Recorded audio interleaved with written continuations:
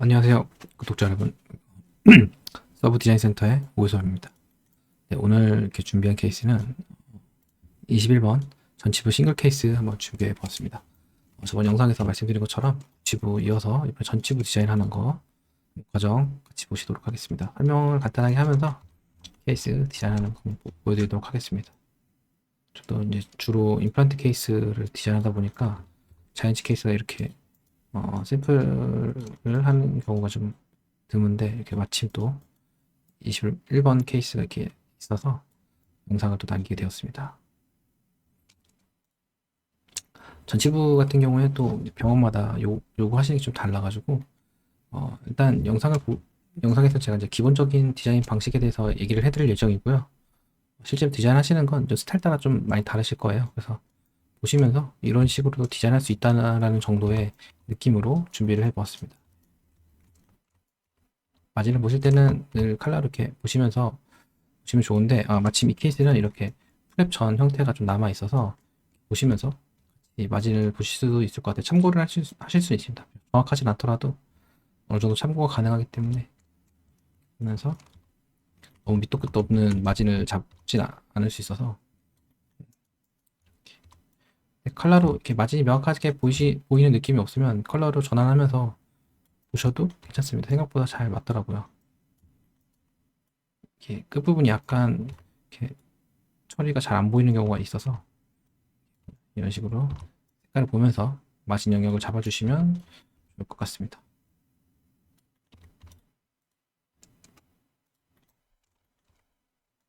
이렇게 라인을 잡아주시고요. 프랩전 모양 한번 보고, 이렇게 반 정도 꺾어서 보면 이런 식으로 모양이 보이시는 게, 이렇게 끝 영역이랑 얼추 비슷하게 보이시는 게 느껴지시나요? 이렇게 확인 한번 하실 수가 있어서 미리 이렇게 프랩전 사전 프랩 있으면 좀 도움이 되는 편입니다. 그래서 이렇게 내면감 넣고 넘어가도록 하겠습니다.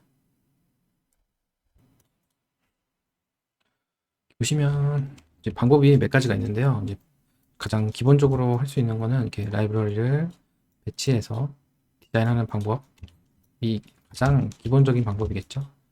배열해서 뭐 이렇게 채워 넣는 게 가장 기본적인 방법이라고 하면, 그 다음으로 이제 많이 하실 수 있는 게 인접치아에서 복사해서 따오는 방법이 있습니다. 그래서 더블 클릭하시면 이렇게 복사가 되는데요. 이때 이게 어떻게 방향을 잡냐에 따라 이 축이 달라져요. 그래서 팁을 좀 드리자면, 먼저 위치를 너무 다른 데 두지 마시고요. 어느 정도 이 치아 위치, 배열 위치를 두시고, 교환면에서 이렇게 딱 이 방향에서 수직적인 방향으로 보시고요. 더 누르시고 클릭하셔서 라인이 전체적으로 나오는지 확인하시고, 정확한 방향에서 더블 클릭하시면은 축이 좀 덜 삐뚤어져요. 이렇게. 그래서 완전히 어긋난 방향에서 막 뜬금없이 아까처럼 방향을 상관 안 하고 클릭하시면은 이 축이 막 엄청 흐트러집니다. 그래서 꼭 축보다는 이렇게 수직적인 방향을 잘 보시고 해주시면 좋을 것 같아요. 하셔서 이거를 뭐 좀 조정하셔서 붙이시는 방법이 있습니다.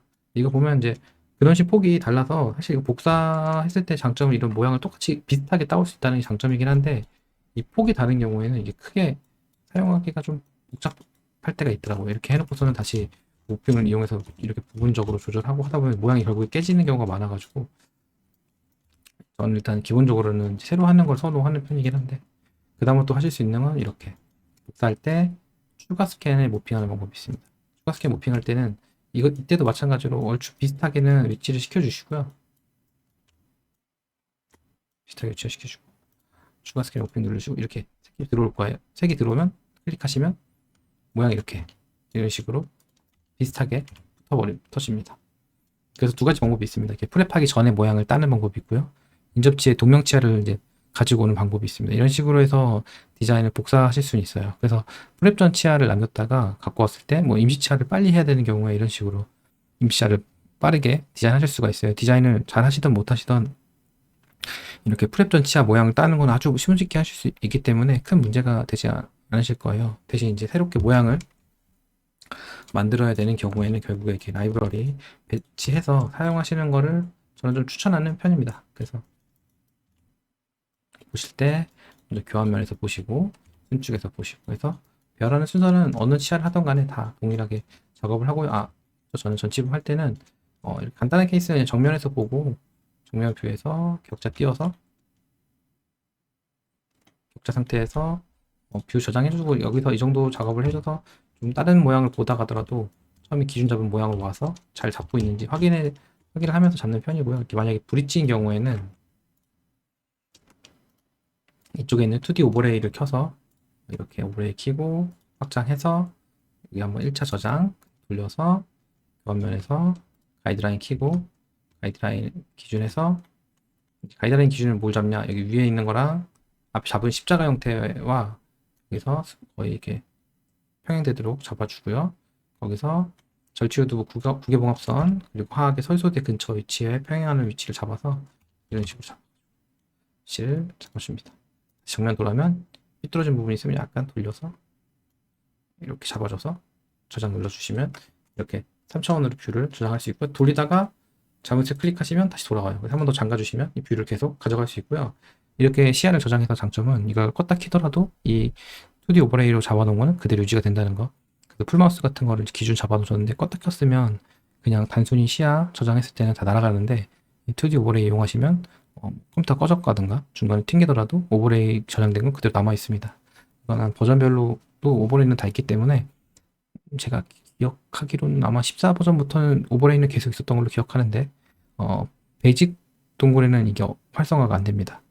프리미엄 동굴부터 활성화가 되기 때문에 동굴의 차이에 따라서 좀 다른 점이 있다는 것만 알고 계시면 될 것 같아요. 그래서 이걸 이용해서 브릿지 같은 건 기준 잡을 때 좀 쉽게 잡으실 수 있다는 걸 한번 안내해드려 봤습니다. 싱글 처리 할 때 사실 쓰진 않고요. 이런 식으로 자연스럽게 배열한 용도로 합니다. 제가 보기에는 11번 모양이 이렇게 능력치랑 똑같이 요구하시진 않을 것 같아서 새롭게 디자인해서 작업을 하고요. 그리고 두께 라인 켜서 전치부 두께 좀 확보를 해주고요.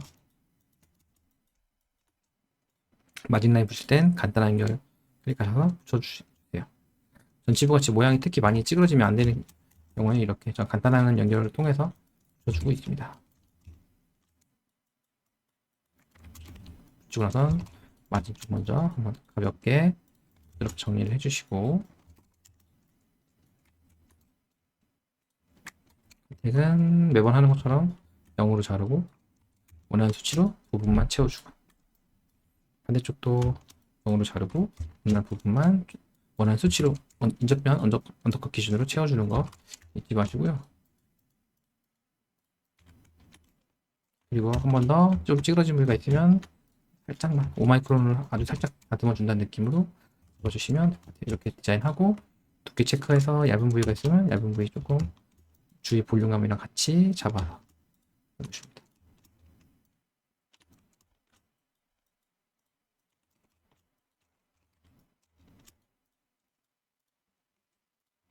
이런 식으로 잡아서 완성을 하게 되고요. 또 이렇게 앞에 중간을 두께 때문에 채우다 보니까 라인 앵글이 좀 무너져 보이는 게 있어서 이 부위 라인 앵글 채울 때는 저는 한 10에서 15마이크론 정도 잡아서 이렇게 라인 앵글 좀 잡아주는 편입니다. 무너진 부분만 살짝 잡아줄 필요가 있으면 15에서 10에서 15마이크론 쭉 이렇게 주의 좀 정리해주고 보시면 이런 식으로 전치부 디자인 아주 간단하게 완성하는 걸 보실 수 있습니다. 여기 그 외에는 뭐 텍스처 이런 거 부분 표현해 주는 것도 저는 보통 이것도 텍스처라던가 라인 앵글 잡을 때 다 10에서 15마이크론 정도 잡아서 이렇게 이런 식으로 뭐 라인을 따라간다던가 할 때는 하기만 하지 마시고요. 한번 팠으면 주위를 좀 더 약한 5마이크론 정도로 통해서 좀 살짝 정리를 해주셔야 너무 과하게 파이는 형태가 남지 않고요. 주위 좀 정리를 해주시면 더 괜찮더라고요. 제 기준에 했을 때 이렇게 보시면 빛이 반사해서 중간에 이렇게 띠 형태의 텍스처가 들어가는지 보시고 위에서 아래로 보면서 이 중앙 부위가 튀어나온 거는 이제 지대치가 앞부분이 좀 튀어나와 있어서 그런데 측면에서 봤을 때 이렇게 정면으로 봤을 때가 많이 안 부드러지지 않으면 괜찮을 것 같습니다. 이 케이스 기준.